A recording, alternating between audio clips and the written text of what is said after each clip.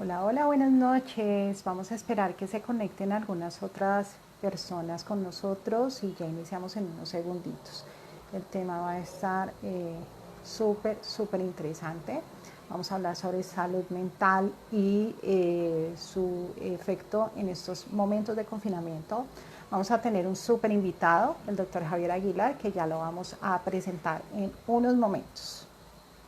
Vamos a esperar unos minutitos, unos segunditos realmente para iniciar.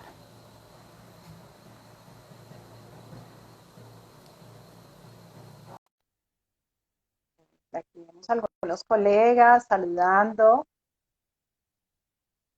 algunos pacientitos también. Hola, mi doctor Javier, ¿cómo vamos?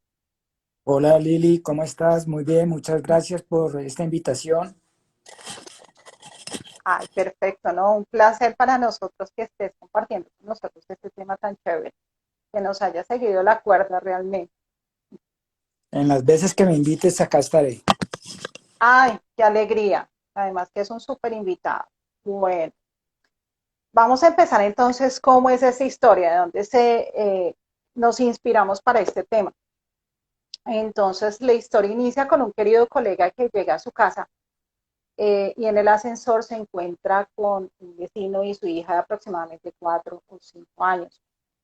Eh, este coleguita pues se da cuenta que el vecino y su hija están con todo un equipo de protección personal, sus caretas, sus tapabocas, sus guantes, se ponen.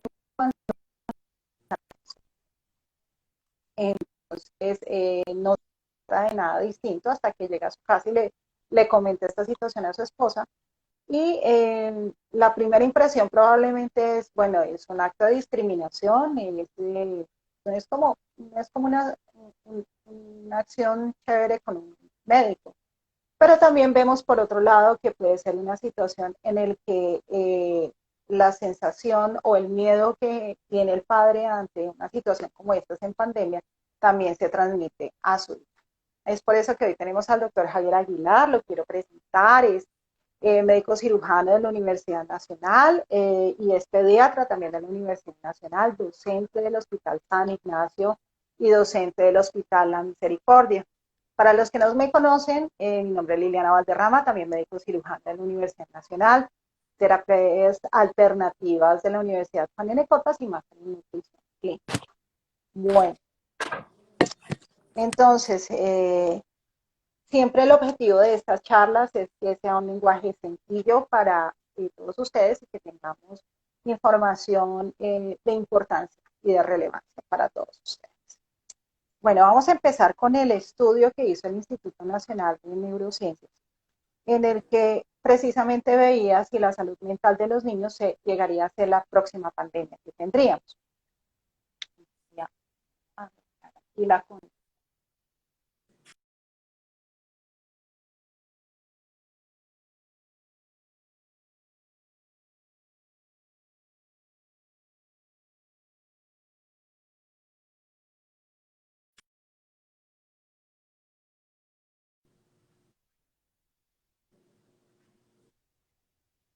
ya te tengo de nuevo, Javier.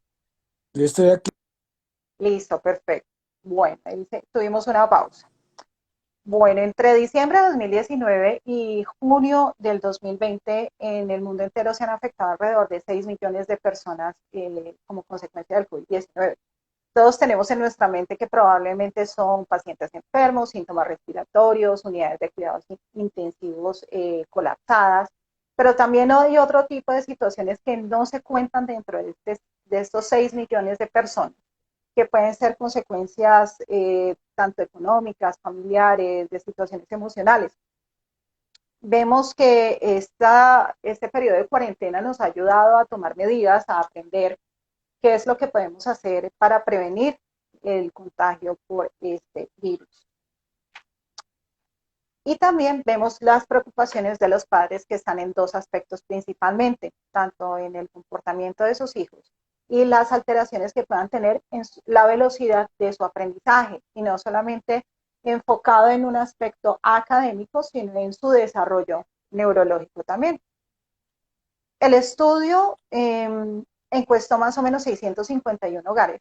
De ellos, dentro de estos había alrededor de 1.044 niños y niñas entre 0 y más años, y vio que la mayor afectación estaba entre la población entre 4 y 12 años, en un 42% en relación a sus habilidades académicas y en un 88% relacionado tanto a su salud mental y a su comportamiento. Algunas de las situaciones que mencionaban los padres, había, por ejemplo, problemas para dormirse, para quedarse dormido o levantarse, que contestan grosero, que se frustran con frecuencia, cambios en el apetito, que se aburren con facilidad, que les cuesta trabajo concentrarse, que están más irritables o lloroncitos, que no quieren hacer caso, eso les dura hasta grandes, y se niegan a hacer las tareas escolares, es más desordenado con sus cosas. Muchos de ellos, un 18%, se pasaron a dormir nuevamente con sus papás, están hiperactivos, no recuerdan lo que aprenden, tienen pesadillas, han desarrollado sus miedos y algunos de ellos empiezan a mojar nuevamente la cara. Entonces, una pregunta para nuestro querido doctor Javier. ¿Qué has visto en tu práctica usual, diaria, y si está relacionado como nos manifiesta este estudio, ese tipo de manifestaciones? Bueno, Lili, muchas gracias por la pregunta y por la invitación. Entonces, pues, ¿qué hemos visto en nuestros hospitales con respecto desde el punto de vista de salud mental en esta pandemia? Hemos visto desafortunadamente que el confinamiento ha generado varias situaciones, algunas desde el punto de vista de gravedad del paciente y desde el punto de vista de salud mental. Vamos a hablar desde el punto de vista en primera instancia de gravedad. El gran miedo de los padres es que el COVID puede ser muy grave en los niños y se ha documentado que la gravedad en los niños no es tanto los síntomas respiratorios, sino otro tipo de sintomatología que da después de la infección, generalmente 2 a 3 semanas, y que se llama una enfermedad que se llama síndrome multiinflamatorio sistémico, que es delicada, pero gracias a Dios en nuestros hospitales la mortalidad por esta patología es casi que nula. Sí han muerto niños en Colombia por COVID, pero son un número muy reducido. Desde el punto de vista de lo que estamos hablando acá, que hemos visto, el confinamiento ha llevado a un gran aumento de niños quemados en la casa. Los padres se relajan, están más tiempo con los niños, dejan más objetos calientes por ahí, líquidos calientes, y los niños se queman más. Hemos aumentado alrededor del 200% de niños quemados. Desde el punto de vista de salud mental adicional, ¿qué estamos viendo desafortunadamente? Más intentos de suicidio y más intoxicaciones, tanto accidentales como no accidentales, ¿sí? Y estamos viendo en las últimas semanas en los pacientes que tienen comorbilidades, enfermedades crónicas, situaciones agudas muy graves con complicaciones muy serias por la no asistencia a los servicios de manejo de consulta externa y de hospitalización temprano por miedo al COVID, pero sus Sí. enfermedades de base son mucho más graves. Y además hemos visto muchos trastornos somatomorfos, niños que se están inventando los síntomas.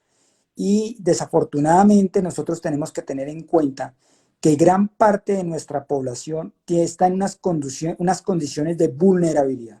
Acordémonos que nuestra economía es una economía informal, y por la pandemia un gran porcentaje de la población ha perdido el empleo.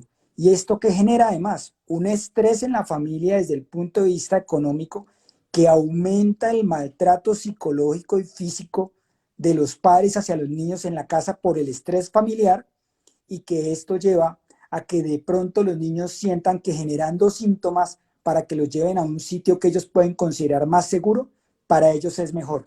Entonces vemos niños con cuadros que uno dice, esto es totalmente inventado, ¿sí? Y nos genera una intervención por el grupo de psicología y psiquiatría muy importante, porque genera una situación de disfunción con la familia muy seria, que no creen que el niño se esté inventando los síntomas, y ahí involucra también todo lo que es el trabajo social, el Instituto Colombiano de Bienestar Familiar, y genera dificultades en la relación médico-paciente.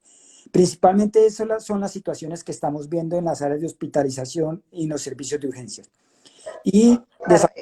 y desafortunadamente, y acá puedes entrar a ver aparte de los estudios que tú has mencionado muy bien a nivel colombiano, lo que dicen los estudios en países donde han habido desastres sanitarios muy serios y en la parte de China y Europa con el COVID, es que los porcentajes de depresión, ansiedad, estrés postraumático en estos países se han aumentado de una forma significativa por el confinamiento y el aislamiento social de tanto la familia como los niños, y más cuando nosotros llevamos un confinamiento tan cercano como a 180 días, diferente a lo que pasó en Europa que fue sí, alrededor de 3 meses, ¿no?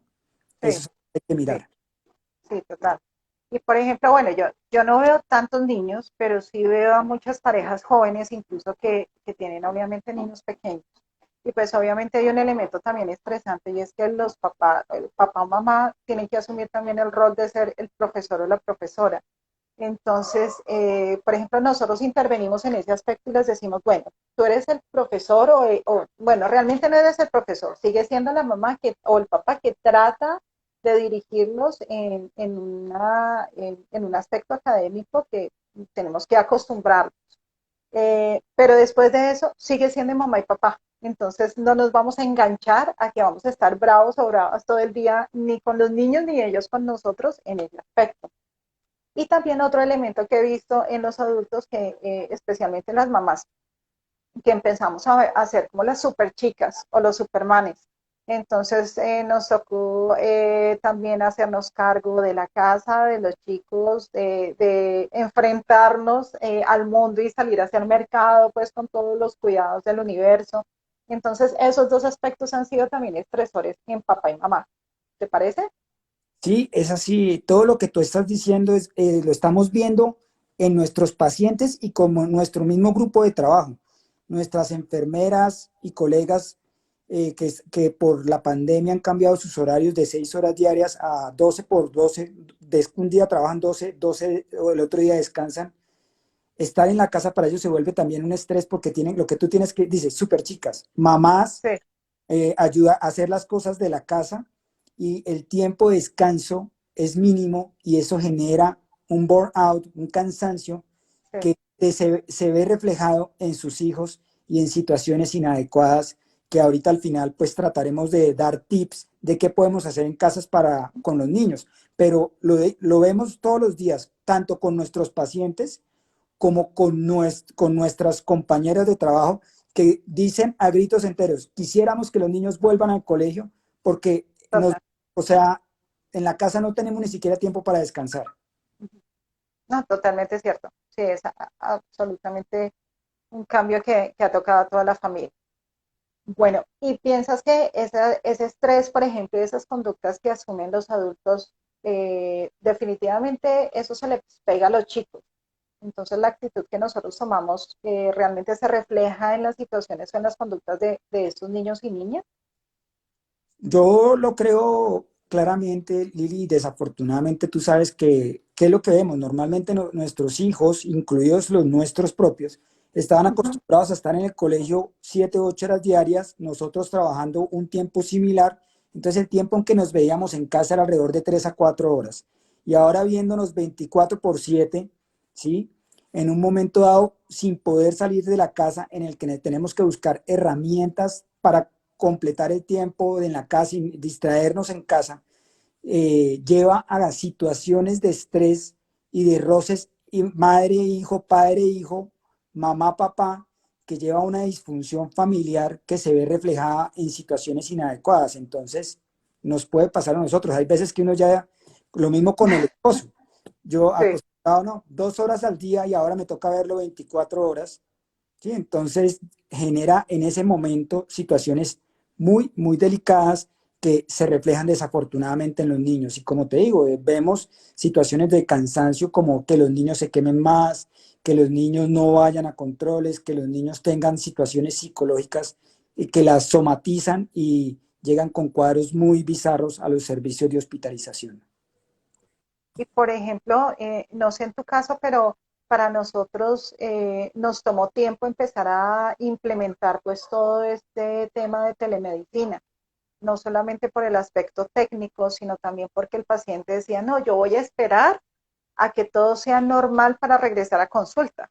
Entonces, después de que se acaba el primer periodo de confinamiento y luego se alarga y se alarga y se alarga, realmente pasaron unos buenos 2 meses, yo calculo, en el que los pacientes empezaron a decir, bueno, sí, creo que sí tengo que acceder a otro tipo de forma de tener una consulta, una orientación.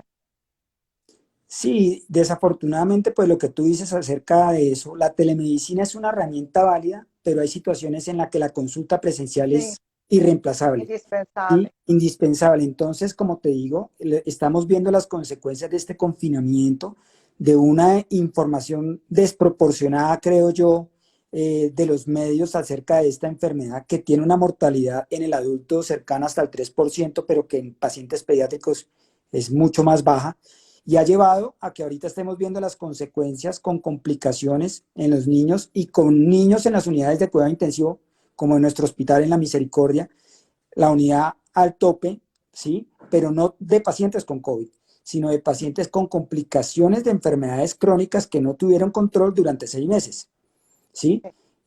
Cáncer, enfermedades autoinmunes, enfermedades crónicas como la diabetes, ¿sí? Los Enfermedades diabetes. renales. Entonces es una situación muy delicada y créeme que a veces explicar esto a la familia y que entiendan de que tienen que asistir al hospital es muy delicado, aunque ya digamos en el último mes y medio, como tú lo has dicho, la familia ha bajado un poco la ansiedad y con Sí. la disminución del número de casos positivos ya han asistido un poco más. Entonces, por lo menos en el Hospital de la Misericordia ya digamos el porcentaje de la consulta externa a lo que era antes de la pandemia está alrededor del 80%, siendo un 30% alrededor todavía de teleconsulta, pero un 70% presencial, lo cual ya le da un cierto grado de seguridad en el manejo de ese tipo de pacientes con patologías crónicas delicadas.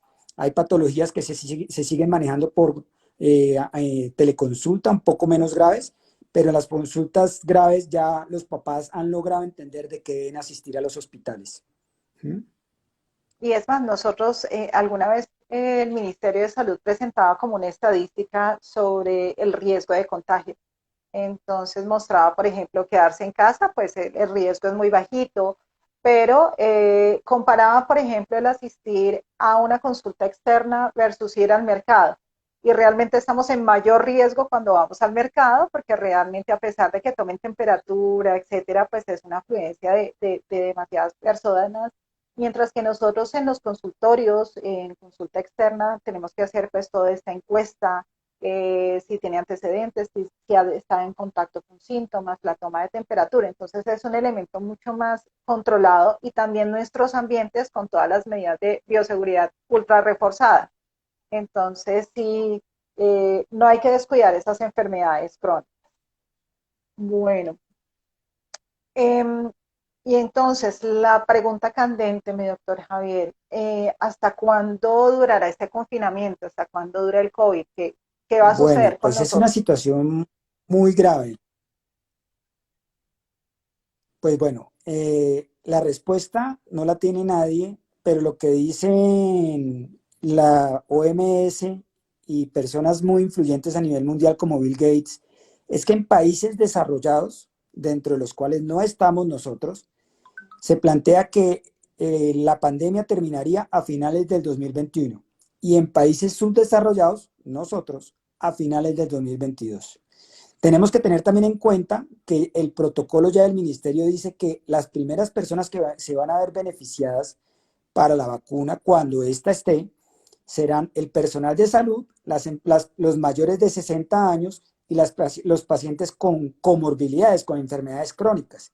Entonces, desde ese punto de vista, la mitad de la población de nuestro país todavía no va a ser la primera en verse beneficiada de la vacuna, por lo menos ya por el Estado. No sé si la consigan por sus propios medios. Además, pues acuérdate que va a haber una competencia por la vacuna. El que dé Sí. más dinero probablemente o el que tenga más poder en el mundo va a recibirla primero. Entonces, con buenos ojos probablemente yo creería que en nuestro país empezaríamos a vacunar a finales, si tenemos vacuna ya, a finales del 2021.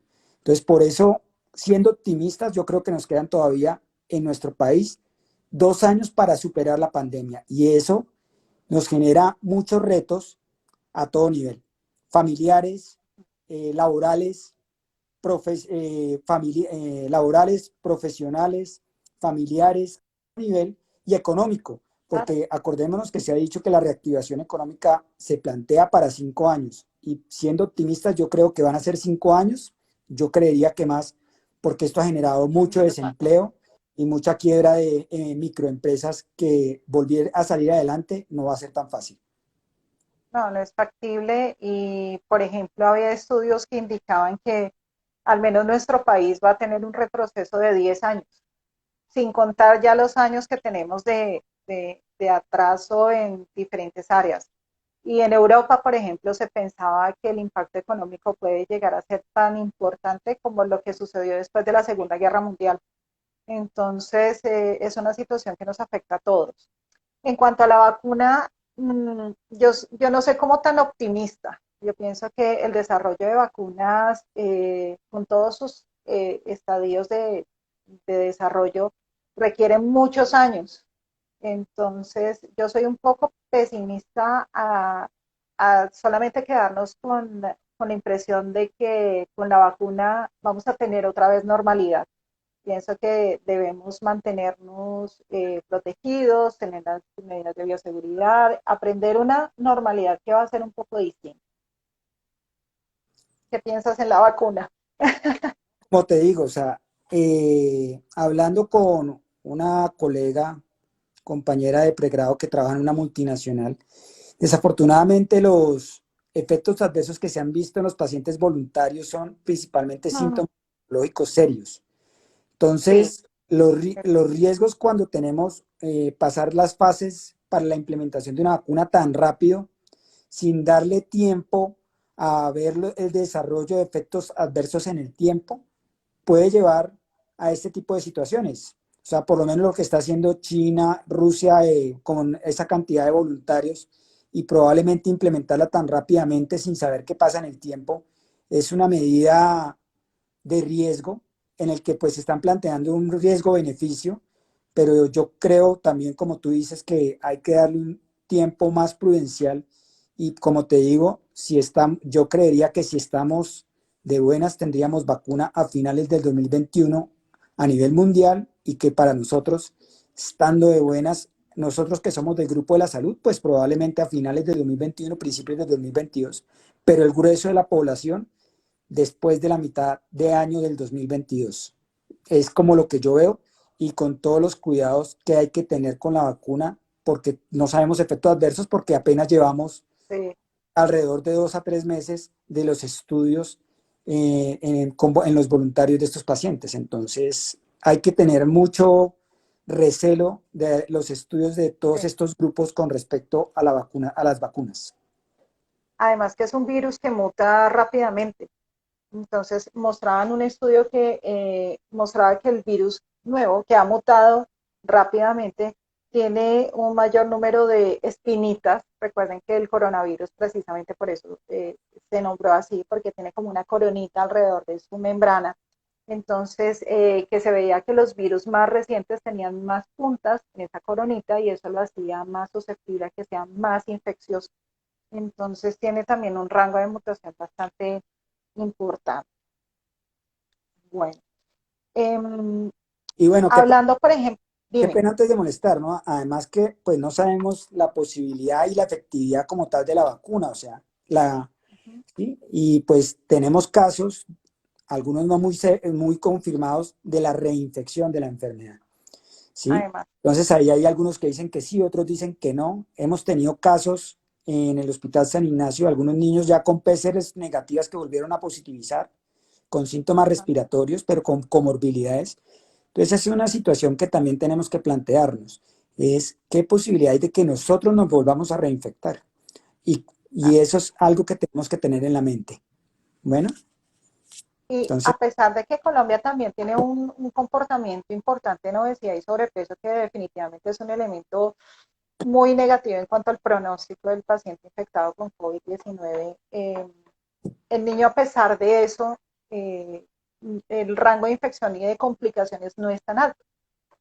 Sí, no, como te digo, el rango, las complicaciones en los niños se dan más en niños con comorbilidades en el momento agudo y lo que vemos de más gravedad en los niños es que hacen, después de la infección que generalmente es asintomática o síntomas muy leves, hacen una enfermedad que se llama síndrome multiinflamatorio sistémico, que hasta en el 75% de los niños lo que consultan, a diferencia del adulto, que es síntomas respiratorios, es síntomas gastrointestinales. Entonces, por lo menos a los médicos del servicio de urgencias de mi hospital, yo les digo, niño con fiebre y diarrea, piensen en COVID, ¿sí? Sí, No piensen en virus, piensen en virus benévolos, piensen en COVID, ¿sí? Y ya no se han llevado varias sorpresas, niños con sí. cuadros compatibles con apendicitis y lo que tenían era infección por COVID, niños que llegaron con síntomas neurológicos compatibles con meningitis y lo que tenían era COVID.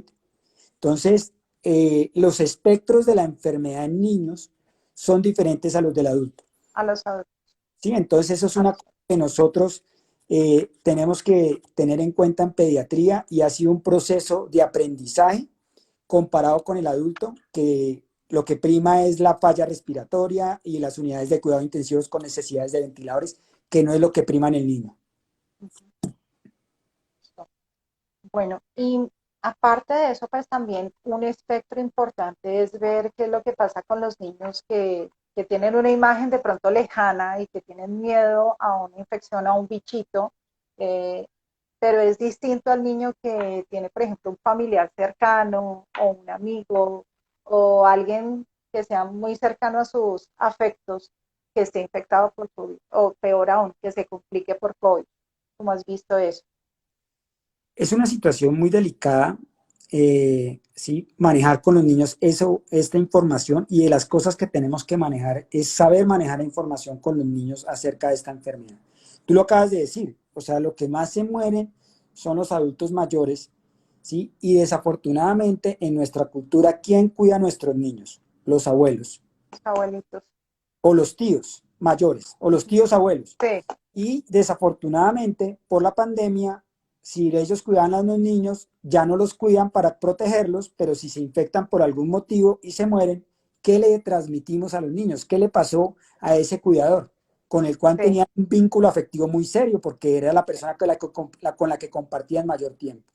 Entonces se ha visto que, y es parte de lo importante de esto, es que a los niños hay que explicarle la enfermedad, no hay que esconderle que hay alguien enfermo en la familia y que hay que decirle la verdad si les va bien y si les va mal, explicándole en términos adecuados en el que se valore lo positivo y no lo negativo para disminuir este riesgo desde el punto de vista psicológico, de mayor riesgo de, como dijimos al principio, estrés postraumático, ansiedad que genera este tipo de situaciones y depresión en algún grupo de pacientes. Entonces, lo más importante que se plantea, y ahorita más tarde hablaremos de eso, es una información clara para los niños acerca de la enfermedad en su idioma, que ellos lo entiendan, Sí. y además que no se esconda si hay alguien de la familia enfermo, ¿sí?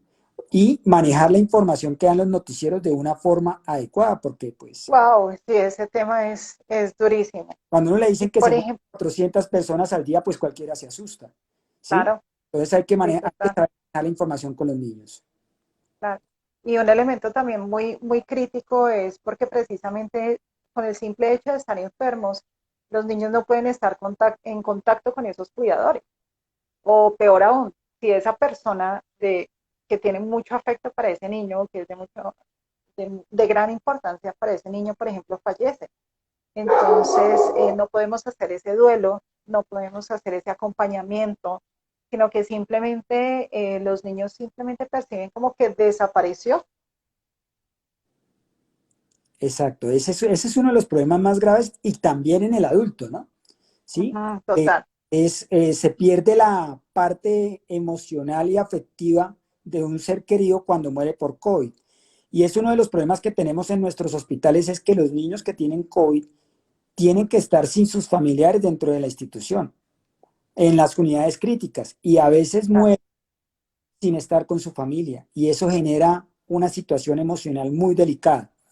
Y lo que plantean algunos artículos dentro del punto de vista con las personas que son sus cuidadores que están aislados por la enfermedad, es generar esos vínculos virtuales con una periodicidad. Entonces, un Zoom, un Meet, alguna herramienta en la que una o dos veces por semana haya una interacción algún tipo de por, interacción. la tablet o por el computador o por el celular, para que ese vínculo se vea lo menos resentido posible en el tiempo, que es una de las cosas que a veces no todos tenemos, y es una de las cosas que en el estudio del Instituto Colombiano se ve, es que el 56% de nuestra población no tiene un acceso a Internet, ¿sí? Exactamente. Por lo menos hoy hablaba con una colega que el papá es profesor en un municipio de Cundinamarca y me decía que el niño está estudiando por WhatsApp porque no tienen Internet en la casa, sino No solo. tienen internet. Entonces, desde ese punto de vista, ni siquiera tenemos una herramienta adecuada para la comunicación virtual, ¿sí? O sea, nosotros porque vivimos en ciudades y tenemos las herramientas y las capacidades económicas, pero el grueso de la población no tiene esas capacidades y es algo que también influye en esta situación psicosocial de nuestros pacientes pediátricos y el adulto también, ¿sí? Además, aprenderle a enseñarle a un señor de 70 años a que hable por A que Zoom, lo use. a que, ¿sí? Es mucho más complejo, ¿sí? Sí. Y es una de las cosas que tenemos que aprender a manejar probablemente por otros 2 años más, desafortunadamente. Sí, total, pero esa imagen visual es muy importante para el niño. Es Y poder se- observar probablemente que su abuelito, su abuelita de pronto que está en un hospital, que de pronto tiene oxígeno, que de pronto no se ve tan bien. Entonces es irlo preparando para un desenlace, pues que idealmente sea muy positivo, pero también si, por ejemplo, esta persona muere, también el niño esté preparado.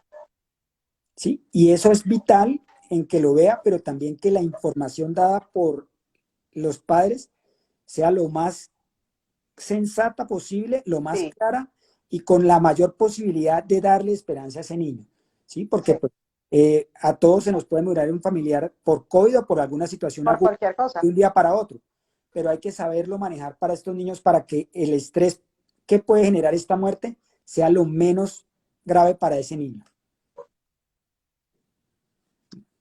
Bueno, Javier, y cuéntame, ¿qué piensas, qué estrategias podemos implementar en casa con estos chicos? Si hay alguna diferencia, por ejemplo, en un preescolar, porque ellos definitivamente muestran su emocionalidad, no van a decir, ay papá, ay mamá, estoy deprimido, no conocen qué es esa sensación que tienen, ese sentimiento nuevo, sino que pueden ser, por ejemplo, más irritables o no querer comer o tener las alteraciones en los ritmos de sueño como nos muestra el estudio.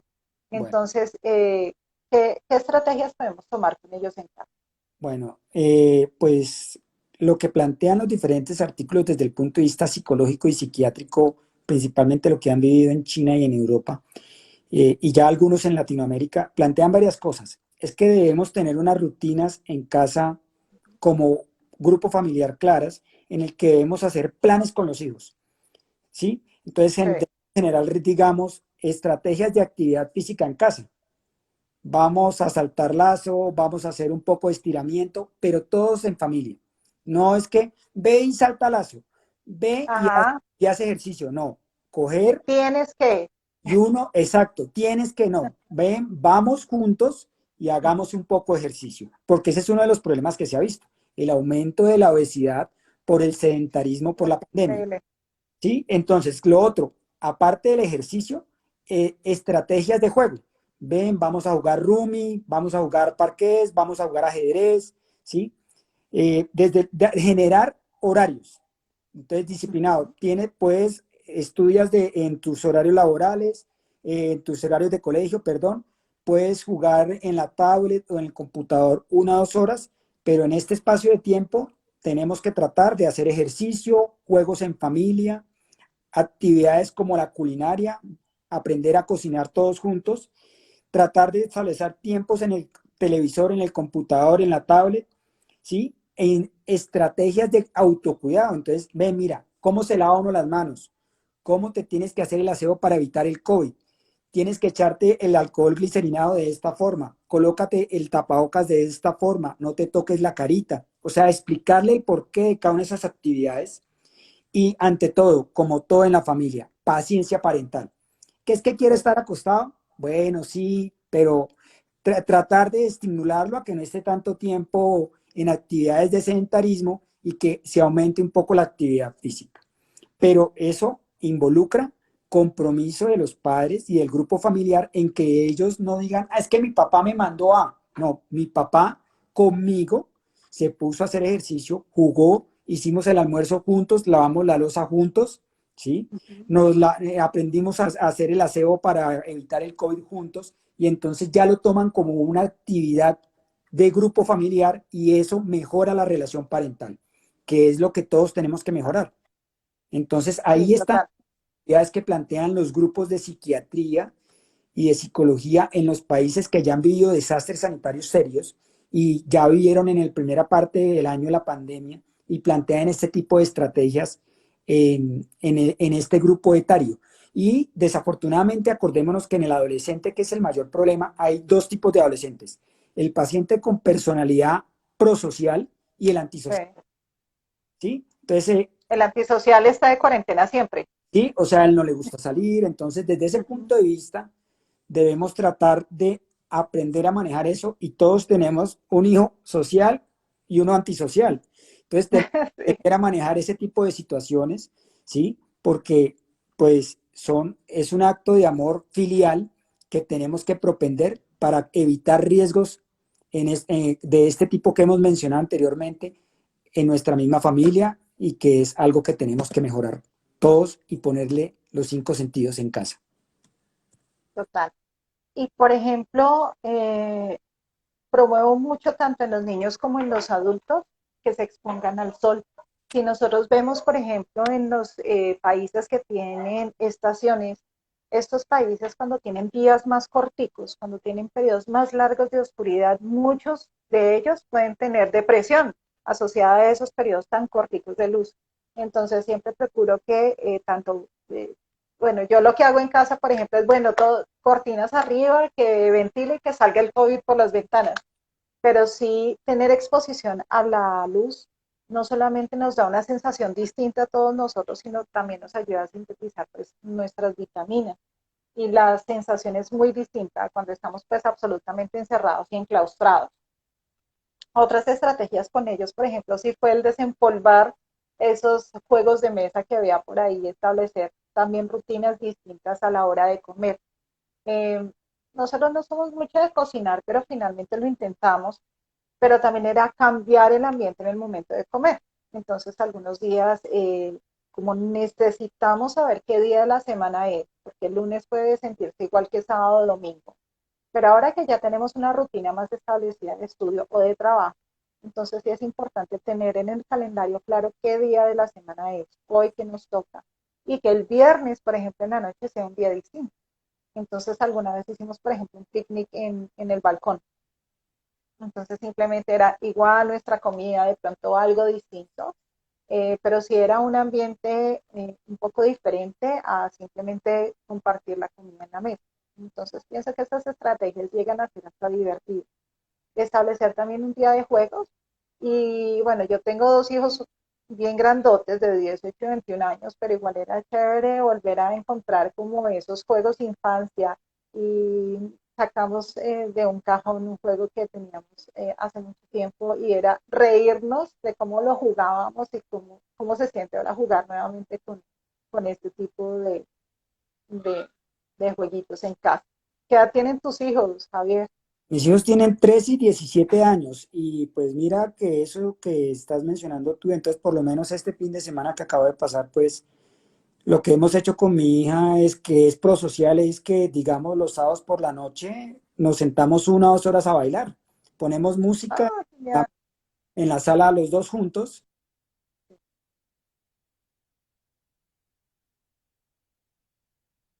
hacer pizza en la casa y pues fue un ejercicio de prender el horno, preparar la pizza. Así nos quedara mal, pero fue el ejercicio de salir de la rutina que le ayuda a uno a cambiar el chip. Y eso es creo que lo que tenemos que propender por hacer todos con nuestros hijos, porque desafortunadamente pues como lo llama nuestro presidente, estamos en un aislamiento selectivo.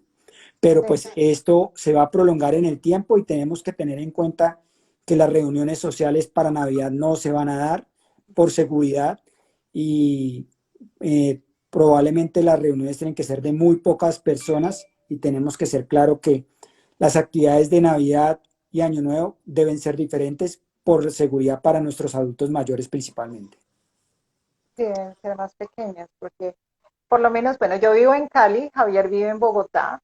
Eh, para nosotros, digamos que en la ciudad se ha establecido que muchos comercios han empezado a tener pues, sus actividades, especialmente restaurantes al aire libre, que para nuestro clima puede ser un poco más fácil.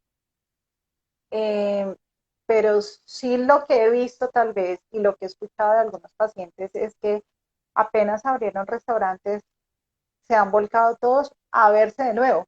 Y ahí finalmente, bueno, yo me cuido, cuido a mi familia, pero tú qué tanto te cuidas, ¿no? Y las otras personas qué tanto se cuidan.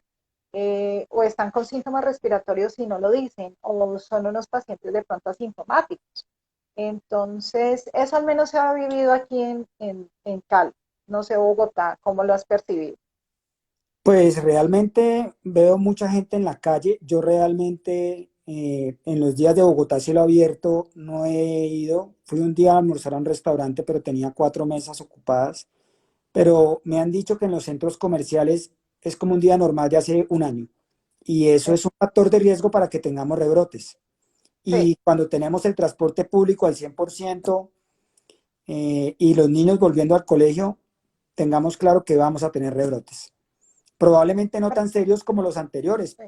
pero se van a aumentar el número de casos y yo creo que nos van a volver a confinar. Desafortunadamente es lo que yo pienso y de pronto, si no somos muy cuidadosos, Navidad vamos a estar confinados Sí, o sí, después probablemente. hacia enero. Probablemente porque ya en Cali, por ejemplo, se ha estado en alerta porque el número de contagios se ha aumentado de una manera importante respecto al comportamiento que habíamos tenido. Entonces, sí es una posibilidad, eh, de todos modos, que tenemos que tener en cuenta.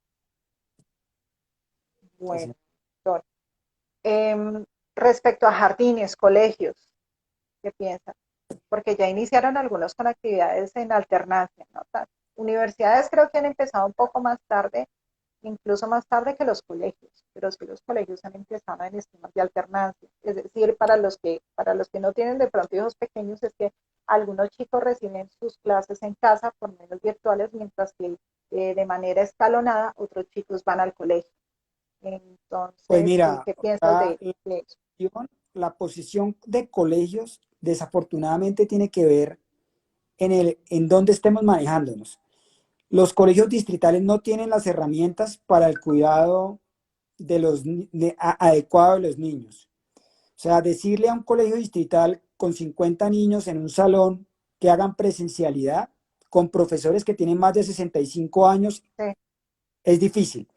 En sí, colegios privados donde se puede dar alternancia, todos tienen computadores, todos tienen tablet, tienen los recursos. Yo creería que los niños tienen que volver al colegio en esas condiciones, pero tú sabes que nosotros somos un país subdesarrollado donde no todas las personas tienen esas capacidades.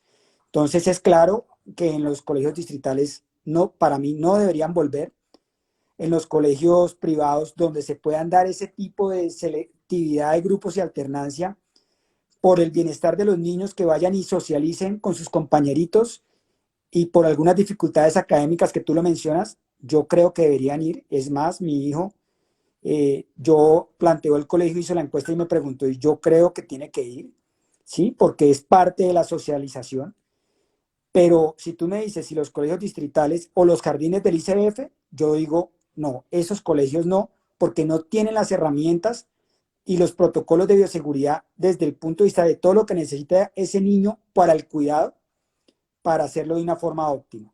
Entonces, depende del grupo socioeconómico. Creo que es lo que se está dando y desafortunadamente lo que vemos en los países desarrollados es que han tenido que cerrar varios colegios porque tienen brotes muy rápidamente. Dile a un niño de 5 años que no juegue con su amiguito, que no lo toque, que no lo toque. que no lo pueda abrazar. Entonces es una situación muy compleja. Muy compleja. Pero, por ejemplo, la Asociación Internacional de Psiquiatría mostraba tres elementos que creo que los tocamos los tres, que era las estrategias en casa. El número uno, cuidar nuestra salud mental como papás, que eso también ya lo hablamos, jugar con ellos. Y el tercero, conocer las etapas del desarrollo infantil, porque obviamente pues no todos somos pediatras en casa y sabemos que a tal edad debe estar desarrollando ciertas habilidades y que no solamente son habilidades motoras, sino, por ejemplo, habilidades de socialización. Eh, entonces, ¿hay alguna herramienta donde los papás puedan ver realmente este confinamiento en cuánto se ha trazado de pronto ese desarrollo?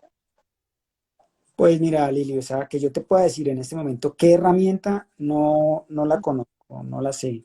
No te podría responder esa pregunta porque no tengo la O con información. su pediatra, Sí, no, o sea, contacto con su pediatra y que les esté. generalmente nuestros niños tienen un control con su pediatra en la EPS o particular y que les está llevando el control de desarrollo y esta es la persona que conoce más al niño y debería dar ese tipo de indicaciones, ¿sí? Entonces, desde ese punto de vista, sí es de las cosas que hay que mirar. Entonces, por lo menos uno de lo que ve en el adolescente es que la socialización y el contacto con los compañeros, si no se logra por la parte virtual, tiene que ser presencial. Y pues es más fácil decirle a un adolescente de 13 14 años que se tiene que colocar un tapabocas a decírselo a un niño de 3 o 4 años. Entonces eso sí tiene que ser como la información dada en casa y por las personas que controlan a estos niños por la consulta externa. ¿Cuál es el problema en nuestro medio? Es que los niños después de los 5 a 6 años el control por la consulta externa de pediatría ya no es tan juicioso como Sí, sí, chiquitos. ya no es juicioso. Entonces, desde ese punto de vista, esa información a veces tampoco ni siquiera la tienen los propios pediatras de las EPS, ni la misma familia la tiene tan clara. Creen que va muy bien y no es tan cierto. Sí, no, pues, alguna vez había leído un informe que decía que un niño menor de 5 años, no más con un mes de confinamiento, podría tener un, digamos que un retraso en su desarrollo equivalente a lo que es un año de confinamiento para un adulto. No sé si de pronto tienes alguna información o algún dato al Lo respecto. que se ha documentado es que mientras más tiempo de confinamiento, más riesgo de situaciones psicosociales. O sea, lo que plantean los estudios de China son confinamientos alrededor de 3 meses. Nosotros ya vamos en 6 o hasta Sí, 7. Entonces, sí. eso es mucho más grave para los pacientes pediátricos. ¿Sí? Entonces, desde ese punto de vista, el tiempo es vital para definir este tipo de situaciones. Bueno, en cuanto a la emocionalidad, digamos que nosotros en medicinas integrativas sí le damos un protagonismo un poco distinto a lo que aprendimos en medicina convencional. Lo observamos de pronto de una manera distinta, porque definitivamente el sentirse mal, si no te sientes mal, no es que te duela una mano o un brazo o que te duela la cabeza, sino que a veces te sientes mal desde adentro. Entonces, por ejemplo, el estrés sostenido sí veíamos que tiene un impacto importante en el desarrollo de los chicos porque pueden a futuro presentar mayores problemas cardiovasculares, acorta la expectativa de vida, el riesgo de trastornos emocionales, aumenta el riesgo de consumo de sustancias, la cognición social se pierde un poco, la flexibilidad cognitiva, la empatía es algo que no van a aprender durante este periodo de confinamiento a menos, de pronto el estudio del Instituto de Neurociencias mostraba que los chicos que tenían por lo menos un hermano, toda esta sintomatología se reducía un poco. Hablaban también sobre trastornos de personalidad, funciones ejecutivas y memoria a largo plazo. Entonces, sí, el estrés sostenido, realmente por eso manifestaban que esta salud mental en los chicos va a ser la próxima pandemia, que Sí, me parece eso, bastante eso es importante. lo que plantean los grupos mundiales, es que el problema va a ser después en salud mental y que después de que pase este confinamiento, los niños deberían asistir a valoraciones psicológicas y psiquiátricas para ver en qué situación se encuentran, ¿sí? Con diferentes herramientas que ya son muy del psiquiatra y del psicólogo, Sí, pero que esto y que ese estrés postraumático que se aumenta en el niño confinado hasta 4 veces lo normal, puede perpetuar en el año hasta casi 5 años.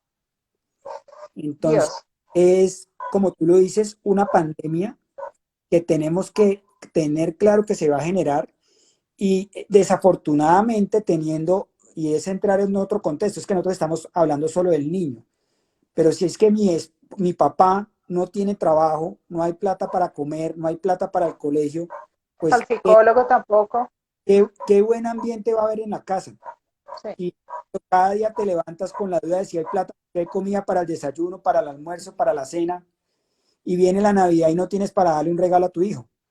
Entonces, desde ese punto de vista, el niño es el final de la cadena, pero probablemente el más afectado Sí. emocionalmente, que le cae es su confinamiento, más todo el estrés familiar. No veo a mi abuelito, no veo a mis tíos, mis papás están estresados, mis papás están peleando porque no hay plata, ¿sí? Mis papás están peleando mucho en la casa, yo no los veía pelear porque nunca estaban en la casa y ahora están todo el tiempo, y yo no estaba acostumbrado a eso. Yo Sí. estaba en la casa normalmente 4 horas al día y ahora estoy 24 y no puedo salir porque no me dan permiso de salir una hora al día. Entonces, eso genera muchas situaciones emocionales que no son tan fáciles de controlar y que los padres, incluido yo, a veces no alcanzamos a diferenciar en nuestros propios hijos. Y por ejemplo, eso que mencionaba sobre las salidas de los chicos, entonces sí depende mucho de la actitud de los padres. Yo recuerdo hace muchos, muchos años que alguna vez mi hijo tendría alrededor de 2, 3 años, 3, 4 años tal vez, y había una feria con los soldados y la mascota de ese batallón era una boa constrictora. Entonces había muchos soldados con sus boas colgadas en el cuello y parte de la experiencia del acercamiento que querían hacer con los niños precisamente pues era pintarlos de camuflado, etcétera, y que pudieran tener el contacto con la boa constrictora. Digamos que no es mi animal favorito, pero tomé la decisión en ese momento que yo no le podía transmitir a mi hijo un miedo que es propio. Ellos ni siquiera visualizan ese temor. Así que definitivamente me tocó colgarme la boa constrictora, sonreír para la cámara para que él estuviera tranquilo con un animal como esos, por ejemplo. Entonces sí, definitivamente la actitud de los niños debe ser algo amable, que sí nos tenemos que cuidar, vamos, jugamos, de pronto sí qué sé yo, nos arrastramos en el pasto, no importa, y ya llegamos, nos cambiamos de ropa, nos lavamos las manitos, pero sí es súper clave que mamá, papá o cuidador, el que sea, que sí tenga una actitud, sí de cuidado, pero no que le infunde ese miedo al chico o a la chica, independiente de la edad que tenga. Exacto, lo que acabas de decir es vital y yo se lo digo a mis colegas pediatras en el hospital es, si tú estás así estresada, ¿qué le vas a transmitir a tu hijo? ¿Sí? Y lo digo acá con todo el respeto de mis colegas del servicio de urgencias del hospital, todas las pediatras de la mañana se infectaron y a nadie le Sí, fue mal, todos muy bien, ¿sí? Pero tuvieron todos los cuidados y como tú lo dices, uno no sabe dónde lo cogió porque creemos que no fue en el hospital, pero a nadie le fue mal, a los niños no le fue mal, pero el estrés era muy alto y cuando se infectaron y ya pasó la enfermedad les bajó el estrés, ¿sí? Y eso mejora la dinámica familiar, entonces ya uno las ve en el centro comercial un poco más relajadas, ¿sí? Y eso mejora la dinámica familiar, que es una de las cosas que tenemos que tener en cuenta. Es que la dinámica familiar no se debe ver tan afectada. total. Y por ejemplo, también un aspecto que se ha presentado en muchos, y yo creo que en todas las familias, y especialmente de médicos, es que sí hemos tenido unos 3 o 4 episodios de COVID psicológico. Entonces sí, todos llegamos tal vez un poco de malestar en la garganta, que puede ser producido por cualquier otra cosa, un reflujo, un malestar, alergia estacional, lo que quieras. Entonces sí hemos tenido unos buenos episodios de COVID psicológico. Sí, es así. A mí, gracias a Dios, solo me dio uno, porque en el segundo ya El se... real. Sí, pero yo he tenido colegas que tuvieron 3 episodios psicológicos antes de que le diera el COVID. Y en el, Sí, sí, pero entonces es una situación que hay que aprender a manejar, ¿sí? Porque sí, sí, sí, desafortunadamente sí. lo que dicen los estudios es que vamos a tener por todas las situaciones de cambio climático y manejo inadecuado una pandemia cada 5 años. Y definitivamente todos nos vamos a infectar y más ahora que vemos, por ejemplo, Nueva Zelanda, que lo declararon hace mucho tiempo libre de COVID, pero ahora vamos a empezar a viajar, a volar y vamos a esparcir la infección desafortunadamente a lo largo y ancho del planeta. Así que todos finalmente nos va. a dar, definitivamente, o nos dará otra o nos dará la siguiente. Es Entonces sí tendremos que estar cada 5 a muy 10 años por una pandemia, de pronto no tan grave como esta, sí, estar pero bueno, vamos a tener que estar tendremos, acostumbrados a este tipo de situaciones inadecuadas. sí, sí, sí, y aprender de ello, ¿no? Y Cómo tomarlo con calma, y tomar las medidas que se requiera, pero con calma. es Eh, así. bueno, Javier, y cuéntame, algún dato de pronto para finalizar esta charla tan amena, algún dato que se nos haya quedado en el tintero?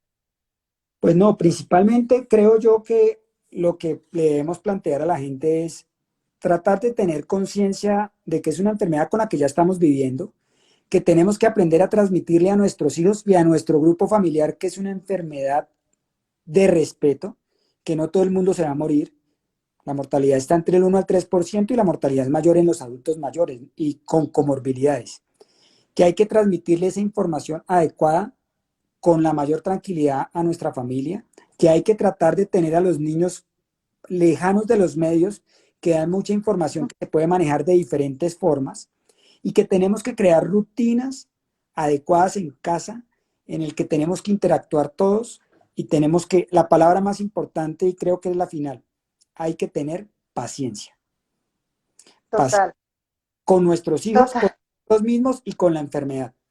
Entonces, como dije yo total. a mi mamá hace unos meses, mamá, de pronto nos vemos en la Navidad del 2022. ¿Sí? Ah, Oh, ¿sí? ¿Y por qué? Porque te quiero tener viva por muchos años más. sí. Yo no te voy a arriesgar a ti ni a mi grupo familiar, entonces es de lo que tenemos que mirar. Bueno, Y esa población también de adultos mayores, pienso que tiene un impacto emocional también muy, muy, muy fuerte que esto nos da para, bueno, ¿a quién invitamos? No sé, para hablar también de ese impacto en el adulto mayor, porque si es el más miedoso, es el que está aislado de toda su familia, probablemente. Esa es una población bastante golpeada por esta situación.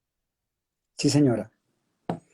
Y pues mira que lo que Bueno, pasó fue porque las personas que más les fue mal fue las personas adultas mayores que vivían en residencias con más adultos mayores.